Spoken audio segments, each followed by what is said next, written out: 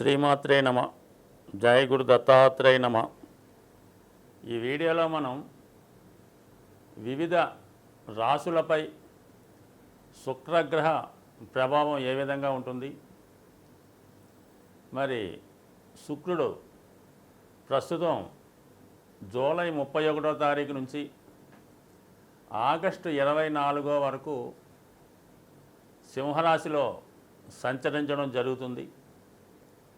August 24 నుంచి September 18 వరకు కన్యారాశిలోకి ప్రవేశించడం జరుగుతుంది.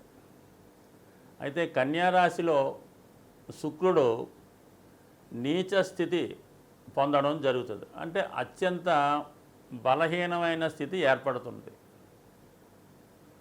సో అలాగే శుక్రుడు సింహరాశి యందు ఉన్నప్పుడు కూడా శత్రుస్థానం అవటం వల్ల ఇంకా బలహీనమవుతూ, ఒక విధంగా చెప్పాలంటే మీకు జూలై 31 నాటికి ఉన్నటువంటి 100% బలం సింహరాశిలోకి ప్రవేశించిన దగ్గర నుంచి కన్యరాశిలోకి ఇంచుమించుగా మనకి సెప్టెంబర్ 18 అంటే తులారాశిలో ప్రవేశించినంత వరకు కూడా శుక్రుడు నెమ్మదిగా తన యొక్క బలాన్ని కోల్పోవడం జరుగుతూ ఉంటుంది. అంటే 100% ఉన్నటువంటి శుక్రుడు 0 స్థాయికి రావడం జరుగుతూ ఉంటుంది.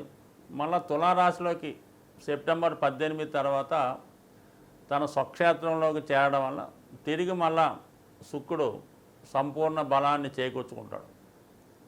అయితే ఎవరి జన్మజాతకంలో అయినా శుక్రుడు యొక్క స్థితి బలాన్ని బట్టే వారి యొక్క వైవాహిక జీవితంలో ఉన్నటువంటి సుఖ సంతోషాలు, అలాగే ఆర్థిక పరిస్థితి ఏ విధంగా ఉంటుంది, అతడు సంపాదించిన ధనాన్ని లేదా పెద్దల ద్వారా వచ్చిన స్థిరాస్తుల్ని ఎంతవరకు జాతకుడు దాన్ని అనుభవిస్తాడు, ఆ స్థిరాస్తుల్ని వృద్ధి చేస్తాడా లేదంటే దాన్ని పూర్తిగా నాశనం చేయడం జరుగుతుందా అన్న విషయాన్ని, అలాగే జాతకుడు ఒక మంచి బట్టలు కట్టాలన్నా, ఒక వాహనంలో ప్రయాణించాలన్నా కూడా శుక్రుడు చాలా బలంగా ఉండాలి. శుక్రుడు బలంగా ఉన్నవాళ్ళు ఏదన్నా చిన్న ప్రయాణాన్ని కూడా ఫ్లైట్లో ప్రయాణం చేస్తుంటారు. ఖరీదైన కారులో వాళ్ళకి సమకూరుతుంటాయి. అది ప్రభుత్వం అవ్వచ్చు, సొంతం అవ్వచ్చు. శుక్రుడు బలం ఉంటే ఆ విధంగా అవి అనుభవంలోకి రావడం జరుగుతుంది. మరి శుక్రుడు బలహీనంగా ఉన్నప్పుడు కేవలం ఆర్డినరీ బస్సుల్లోనో జనరల్ కంపార్ట్మెంట్లోనో ప్రయాణం చేయవలసి ఉంటుంది. అలాగే శుక్రుడు జాతకంలో ఉన్న బలాన్ని బట్టి జాతకుడికి ఎటువంటి భార్య వస్తుంది, వివాహం తర్వాత భార్య ద్వారా ఎంత అదృష్టం వస్తుంది, అలాగే శుక్రుడితో కలిసి ఉన్న గ్రహాల స్థితిని బట్టి భార్య ఏ విధంగా ఉంటుంది, ఆవిడ యాటిట్యూడ్ ఏ విధంగా ఉంటుంది, ఆవిడ ఎంత పవిత్రంగా ఉంటారు, ఎంత సాంప్రదాయంగా ఉంటారు, ఎటువంటి గౌరవప్రదమైన కుటుంబంలోంచి రావడం జరుగుతుంది, అలాగే వారికి ఏమైనా దోషాలు ఉన్నాయా, సంతాన దోషాలు ఉన్నాయా అనే విషయం కూడా జాతకంలో ఉన్నటువంటి శుక్రగ్రహ స్థితిని బట్టి కలిసి ఉంటుంది. సో ఏదైనా ఒక జాతకంలో ఎన్ని యోగాలు ఉన్నా జాతకుడు అందమైన జీవితాన్ని, సౌకర్యవంతమైన జీవితాన్ని అనుభవించాలంటే ఖచ్చితంగా ఆ జాతకుడు శుక్రుడు యొక్క బలం ఉండాలి. అంటే జన్మజాతకంలో శుక్రుడు బలం చాలా బాగుంటే వాడి జీవితాంతం సౌకర్యాలు ఉంటాయి. శుక్రుడు బలహీనంగా ఉంటే వాడు ఎంత ఉన్నా కూడా అనుభవించలేకపోతుంటాడు. ఈ విధంగా శుక్రుడు బలం ఉంటే మరి గోచారరీత్యా శుక్రుడు యొక్క స్థితిని బట్టి వారి యొక్క రాశులను బట్టి శుక్రుడు యొక్క బలాన్ని బట్టి కేవలం ఒక వైవాహిక జీవితం, అలాగే ధనం, సంపద, సేవింగ్సు, బంగారు ఆభరణాలు, ఖరీదైన ఏదన్నా ఒక మనిషికి ఒక వస్తువును చూస్తే ఇది మన సొంతమైతే బాగున్ను, లేదంటే ఒక మంచి ప్లేస్ చూసినప్పుడు ఆ సినిమాకి వెళ్ళాలనో, ఒక ఫ్లైట్లో జర్నీ చేయాలనో, ఒక మంచి బట్టలు కట్టాలనో, ఇవన్నీ కూడా శుక్రుడి యొక్క బలం ఉంటేనే జాతకుడికి ఇవన్నీ అనుభవంలోకి వస్తాయి. అంటే శుక్రుడు సహజ రాశి చక్రంలో 2, 7 భావాలకు కారణం అవుతుంటాడు. అంటే 2 అన్నది ధన సంపద, కుటుంబం, సప్తమం అన్నది కామస్థానం, కోరికల స్థానం. జీవితంలో అసలు మానవ జన్మ ఎత్తడానికే కోరికలు కారణం. ఆ కోరికలు తీరకుండానే జాతకుడు మళ్ళీ మళ్ళీ జన్మ ఎత్తుతూ మళ్ళీ కొత్త కోరికలు పెంచుకుంటూ తీసుకుంటూ ఉంటాడు. అందుకని శుక్రుడు జాతకంలో అత్యంత ఇంపార్టెంట్ అయినటువంటి గ్రహం. మరి శుక్రుడు దశావతారాల్లో పరశురామ అవతారానికి ప్రతీక అవటం వల్ల విపరీతమైనటువంటి కోపాన్ని కలిగి ఉంటారు. ఏదైనా సమూలంగా నాశనం చేసే శక్తి కూడా శుక్రగ్రహానికి ఉంటుంది. అలాగే నవగ్రహాల్లో అత్యంత శక్తివంత గ్రహం శుక్రగ్రహం. కేవలం శుక్రునికి మాత్రమే మృత సంజీవిని అనే అద్భుతమైన విద్య తెలిసి, అంటే చనిపోయిన వాళ్ళని బతికించగలిగే శక్తి శుక్రగ్రహానికి ఉంటుంది. సో జాతకుడికి శుక్రబలం ఉంటే మరణస్థానంలో అయినా శుక్రుడు గోచారీత్యా అనుకూల స్థితిలో ఉన్నప్పుడు జాతకుడు మరణాన్ని కూడా పొందలేకపోతుంటాడు. అంటే ఎంత మరణస్థితిలో ఉన్నా శుక్రగ్రహ బలం ఉంటే జాతకంలో మళ్ళా మృత్యువు నుంచి తిరిగి కోలుకునే అత్యంత శక్తివంత గ్రహం శుక్రగ్రహం. అటువంటి శుక్రగ్రహం ప్రస్తుతం సింహరాశి అన్నది శత్రురాశి. ఎందుకంటే ఒక గ్రహం ఉచ్చస్థానంలోకి వెళ్తున్నప్పుడు బలాన్ని పొందుతూ ఉంటాడు. అంటే శుక్రుడు మీనరాశిలోకి వెళ్తే బలాన్ని పుంజుకోవడం జరుగుతూ ఉంటుంది, అది ఉచ్చస్థానం. మరి కన్యారాశిలోకి వచ్చినప్పుడు శుక్రుడు బలహీన స్థితి పొందడం జరుగుతూ ఉంటుంది. ఆల్రెడీ శుక్రుడు జలతత్వ గ్రహం, సింహరాశి అగ్నితత్వ గ్రహం. అందుకని శుక్రుడు ఈ సింహరాశిలో ప్రవేశించినప్పటి నుంచి వ్యక్తిగతంగా ప్రతి జాతకుడికి కూడా ఆర్థిక పరిస్థితి కంపల్సరీగా వాడు దాచుకున్న ధనం, సంపాదించిన ధనం ఆవిరైపోతూ ఉంటుంది, మనం మొత్తం ఖర్చు అయిపోవడం జరుగుతుంటుంది. అలాగే మనీ రిలీజ్ అవ్వడం కూడా కష్టం ఉంటుంది. అంటే ప్రభుత్వం వారు మరి ప్రజలకి సప్లై చేయవలసిన ధనం సకాలంలో చేయలేకపోవడం వల్ల, పెద్ద పెద్ద వారి నుంచి ధనం బయటికి రాకపోవడం వల్ల మనీ రొటేషన్ తగ్గడం, తద్వారా వీళ్ళు ఆర్థిక పరంగా ఎదుర్కోవడం జరుగుతుంది. దాని తర్వాత శుక్రుడు ఆగస్టు 24 తర్వాత కన్యారాశిలోకి ప్రవేశిస్తాడు. కన్యారాశిలో ప్రవేశించడం ఇంకా అక్కడ ఉన్నటువంటి కేతుతో కలుస్తాడు. ఎప్పుడైతే శుక్రుడు తన శత్రుగ్రహం అయినటువంటి కేతుగ్రహాన్ని కలుస్తాడో 100% జాతకుడు మొత్తం తన యొక్క ఆర్థిక పరిస్థితి జీరోకి రావడం జరుగుతుంది. ముఖ్యమైన అవసరాలు కూడా మనీ ఇబ్బంది పడడం జరుగుతుంటుంది. దానికి అదనంగా మనకి ఆగస్టు 27 నుంచి కుజుడు కూడా మిథున రాశిలోకి వచ్చి చతుర్థ దృష్టితో శుక్రుడిని కేతువుని చూడడం జరుగుతుంటుంది. అంటే 2 శత్రుగ్రహాలు మన శుక్రుడి మీద వీక్షించడం వల్ల, శుక్రుడు బలహీనం అవటం వల్ల ఇది ఖచ్చితంగా జాతకుడికి ఏ రాశివారైనా ఏ లగ్నం వారైనా వాళ్ళు ఖచ్చితంగా ఆర్థిక పరంగా చాలా స్ట్రగుల్ పడతారు. 2 వైవాహిక జీవితంలో సమస్యలు ఎదుర్కొంటారు. వ్యక్తిగతంగా జాతకులు స్త్రీలై ఉంటాయి, స్త్రీ జాతకం అంటే ఖచ్చితంగా స్త్రీలకి అనారోగ్య సమస్యలు, అలాగే గైనికి సంబంధించిన ప్రాబ్లమ్స్, నరాలకు సంబంధించిన ప్రాబ్లమ్స్, చర్మ వ్యాధులు లాంటివి వచ్చే అవకాశం ఉంటుంది. కాబట్టి ఖచ్చితంగా స్త్రీలు ఇంచుమించుగా మనకి ఇప్పటి నుంచి రాబోయే సెప్టెంబర్ 18 వరకు చాలా విషయాల్లో జాగ్రత్త తీసుకోవాల్సి ఉంటుంది. సింహరాశి వారికి శుక్రుడు తృతీయ దశమాధిపతి. అంటే ఎక్కువగా వృత్తి సంబంధించిన అన్ని విషయాలు కూడా శుక్రుడిపైనే, శుక్రుని యొక్క బలంపైనే ఆధారపడి ఉండడం జరుగుతూ ఉంటుంది. అలాగే శుక్రుడు సింహరాశి వారికి జాతకంలో బలహీనంగా ఉంటే తరచూ ఉద్యోగాలు మారుతూ ఉంటారు. ఏ ఉద్యోగంలో కూడా స్థిరంగా ఉండే అవకాశం ఉండదు.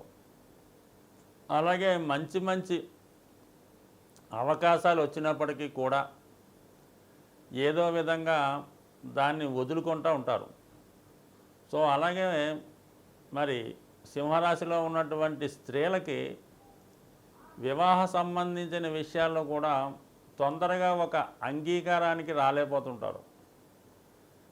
ఎటువంటి సంబంధాలు వచ్చినా కూడా దాన్ని ఏదో విధంగా రిజెక్ట్ చేస్తూ చాలా కాలం వరకు వివాహాన్ని వాయిదా వేయడం కూడా జరుగుతూ ఉంటుంది. దానికి కూడా శుక్రుడే కారణం అవుతుంటాడు. ఎందుకంటే శుక్రుడు ఎవరి జన్మ జాతకంలో అయినా కూడా మొత్తం వివాహ వ్యవస్థ మీద తన యొక్క ప్రభావం చూపుతాడు. ముఖ్యంగా స్త్రీలకి వివాహ కారకుడు శుక్రగ్రహం. అంటే కుజగురులు ఉన్నప్పటికీ కూడా శుక్రుడే ఇంపార్టెంట్ అవుతుంటాడు ఉభయుల జాతకాల్లో కూడా. అటువంటి శుక్రుడు రాశి అందే సంచరిస్తూ ఉన్నాడు.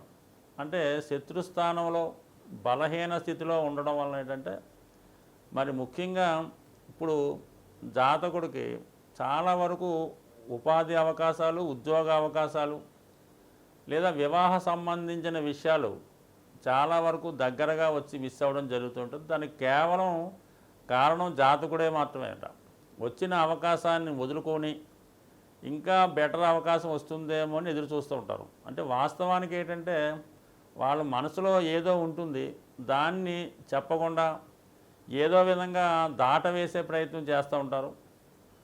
ఈ విధంగా మరి ప్రస్తుతం ఈ శుక్రుడు యొక్క బలహీన స్థితి జాతకుడికి వ్యక్తిగతంగా మరి వివాహ జీవితంలో ఇబ్బందులు, అడ్డంకులు వచ్చే అవకాశం ఉంది. ముఖ్యంగా ఆర్థికపరమైన స్థితి చాలా వరకు బలహీనపడుతూ ఉంటుంది. ఇది ఎక్కువగా వ్యక్తిగత అవసరాలకి, ఆడంబరమైన వస్తువులు కొనడానికి, ఖరీదైనటువంటి ఇన్వాల్వ్మెంట్స్, ఖర్చులు, బాగా జర్నీసు చేయడం, అందరికీ ఏదైనా మన యొక్క ఆధిక్యతను తెలియవలసిన ప్రయత్నంలో ఖరీదైన వస్తువులు బహుమతిగా ఇవ్వడం, ఇటువంటి విషయాల వల్ల చాలా ధనం వ్యయం అయిపోతూ ఉంటుంది. ఎందుకంటే ప్రస్తుతం మరి ఈ శుక్రుడు రాశి అందు ఉండడం, రాష్ట్రాధిపతి రవి వ్యయంలో ఉండడం, ఇవన్నీ కూడా జాతకుడి మీద అధికమైనటువంటి, అంటే బయట వారికి ఏం కాదు, రక్త సంబంధికులకో, తల్లిదండ్రులకో, వారి బంధువుల కొరకు ఎక్కువ ఖర్చు చేయడం జరుగుతుంది. అయితే దానివల్ల ఏమవుతుందంటే మనకి ఆగస్టు 24 నుంచి మరి కుటుంబ విషయాల్లో ఉన్నటువంటి స్త్రీల మధ్య విరోధాలు రావడం, అలాగే కుటుంబంలో ఒకరికి పరగపోవడం, ఈ కారణం వల్ల ఏంటంటే సడన్గా ఏదో ఒక సమస్య మీ కుటుంబంలో వస్తుంది. ఎప్పుడు సెప్టెంబర్ 18 నుంచి సెప్టెంబర్ 18 లోపు ఆగస్టు 24 నుంచి, అంటే ఈ మధ్యకాలంలో ఆర్థిక సమస్యలు విపరీతంగా ఏర్పడడం వల్ల మీ యొక్క కుటుంబ సభ్యుల యొక్క అసలు స్వరూపం మీకు తెలుస్తూ ఉంటుంది. అంతవరకు మీరు మీ యొక్క కుటుంబంలో ఉన్నటువంటి వారికి ఏదో విధంగా అన్ని విధాలా సహకారపడుతుంటారు, వాళ్ళ అవసరాలు తీరుస్తూ ఉంటారు. ఇప్పుడు మీ అవసరం వచ్చినందువల్ల వాళ్ళు ఏదో విధంగా ఎస్కేప్ అయి ఒక్క రూపాయి కూడా మీ కుటుంబం కొరకు కానీ మీకు కానీ ఇవ్వడానికి ఇష్టపడరు. ఈ కారణం వల్ల చాలా మీరు డబ్బు పోయిందన్నటువంటి బాధ కన్నా ఎక్కువ మనస్తాపానికి, ఈ వెన్నుపోటు సంబంధించినటువంటి ఫలితానికి కుటుంబ సభ్యుల వల్లే ఈ విధంగా ఉందా అన్నటువంటి ఇబ్బంది మీకు అసలు విషయం తెలుస్తుంది.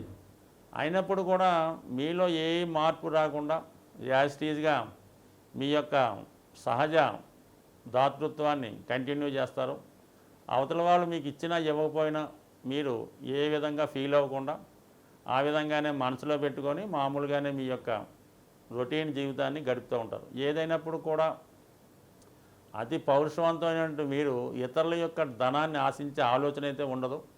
కానీ సమయానికి ముఖ్యమైనటువంటి ఇంపార్టెంట్ విషయానికి, అంటే కుటుంబ సభ్యులు ముఖ్యమైన వారికి హెల్త్ ప్రాబ్లం రావడం వల్ల, వాళ్ళకైనా ఫీజు కట్టడం, లేదంటే వాళ్ళకైనా సడన్గా ఏదైనా అవసరం రావడం వల్ల మీ చేతిలో ధనం లేదన్న ఇబ్బంది మాత్రం కంపల్సరిగా ఈ సమయంలో ఏర్పడే అవకాశం ఉంది. దానివల్ల ఏంటంటే ఈ నెల, అంటే ఇంచుమించుగా మీకు జూలై 31 నుంచి సెప్టెంబర్ 18 మధ్యలో కొంతవరకు ఏదైనా వాయిదా వేసుకునే ఖర్చులు ఏమైనా ఉంటే వాయిదా వేసుకుంటే మంచిది. ఎందుకంటే మీరు ఎక్స్పెక్ట్ చేయని విధంగా సమయానికి మీకు ధనం రాకపోవడం వల్ల కొన్ని ఇబ్బందులు, మాట తప్పవలసి ఉంటుంది. కాబట్టి జాగ్రత్తగా వ్యవహరించండి. శుక్రుని యొక్క ఇబ్బందుల నుంచి, కష్టాల నుంచి బయటపడాలంటే ముఖ్యంగా మగవారు స్ఫటికమాల ధరించడం అన్నది చాలా అనుకూలిస్తుంది. దీనివల్ల మీరు ఎటువంటి వ్యామోహాలకి లొంగకుండా ఆర్థిక పరంగా స్థిరపడడం, మనసు కంట్రోల్లో ఉండడం జరుగుతూ ఉంటుంది. అందువలన కంపల్సరిగా మరి ఈ సమయంలో మీరు స్ఫటికమాల ధరించడం అన్నది ఉత్తమం. అలాగే ఆర్థిక పరంగా వ్యాపార అభివృద్ధికి గోమతి చక్రాలు ఒక 11 తీసుకొని చక్కగా శుభ్రంగా ఉన్నటువంటివి తీసుకొని ఒక కవర్లో, ప్లాస్టిక్ కవర్లో బయటకు కనబడే విధంగా క్యాష్ బాక్స్లో పెట్టుకోవడం వల్ల చాలా మంచిది. అలాగే మరి అవకాశం ఉన్నవాళ్ళు, మీ ఇంట్లో అవకాశం ఉండి మీకు ఆనవాయితీగా ఉంచుతుంటే చిన్నది ఒక బొటన వేలు ప్రమాణం గలది స్ఫటిక శివలింగం కానీ స్ఫటిక శ్రీచక్రం కానీ వీలైతే రెండు ఒక చోట ఉంచుకొని మరి స్ఫటిక శ్రీచక్రానికి కుంకుమతోనూ పూజ చేయాలి, లేదంటే కుంకుమతో కప్పి ఉంచాలి. స్ఫటిక శివలింగాన్ని ప్రతిరోజు కూడా వీలైనంత వరకు శుభ్రమైనటువంటి వాటర్తో అభిషేకం చేస్తూ వీలైతే మారేడు దళం అక్కడ ఉంచడం వల్ల 100% మీ యొక్క ఈ శుక్రగ్రహ ఇబ్బందులు తగ్గుతాయి. ఇంకా అవకాశం ఉన్నవాళ్ళు చిన్నపిల్లల యొక్క అంటే ముఖ్యంగా అమ్మాయిల యొక్క పుట్టినరోజుకి కానీ వాళ్ళు వాణి ఫంక్షన్కి కానీ లేదంటే వారికి వివాహం అవుతున్నప్పుడు మీరు ఆ ఫంక్షన్లో పాలకోవా అక్కడ ఉన్నటువంటి వచ్చిన వారికి పంచిపెట్టడం, లేదా పెద్దగా భోజనాలు చేస్తుంటే పెరుగు, ఆవు పెరుగైనా ఒక 5 లీటర్లు, ముఖ్యంగా 6 లీటర్లు పెరుగు ఈ పెళ్ళి జరిగినప్పుడు అక్కడ వాళ్ళకి కామన్గా ఇస్తుంటారు కదా మన ఊరిలో, అలాగే ఇవ్వటం. ఈ విధంగా చేయడం వల్ల ఇంకా చాలా ఇబ్బందులు ఉన్నాయి అనుకున్నప్పుడు శుక్రవారం కానీ మంగళవారం కానీ సాయంకాల సమయంలో అంటే సూర్యాస్తమయ సమయంలో మరి ఏదన్నా హనుమాన్ టెంపుల్లో కానీ అమ్మవారి టెంపుల్లో కానీ 6 గులాబీ పువ్వులు వారికి టెంపుల్లో ఇవ్వడం, 6 ప్రదర్శనలు చేయడం వల్ల కంపల్సరిగా శుక్రుని యొక్క అనుగ్రహానికి పొందుతారు. ముఖ్యంగా స్త్రీలకి ఆరాధించడం అంటే వాళ్ళకి ముఖ్యంగా అక్క చెల్లెలకి విలువైనటువంటి పట్టు వస్త్రాలు బహుకరించి వాళ్ళ ఆశీర్వాదం తీసుకోవడం వల్ల మరి ఇప్పుడు వస్తున్నటువంటి నెలలో వస్తున్నటువంటి రాఖీ పండగ రోజు ఎవరైతే మీ యొక్క శ్రేయస్సు ఉన్నతి కోరుకుంటారో వారితో రాఖీ కట్టించుకోవడం వల్ల కూడా మీకు శుక్రగ్రహ అనుగ్రహం పొందే అవకాశం ఉంది. స్వస్తి.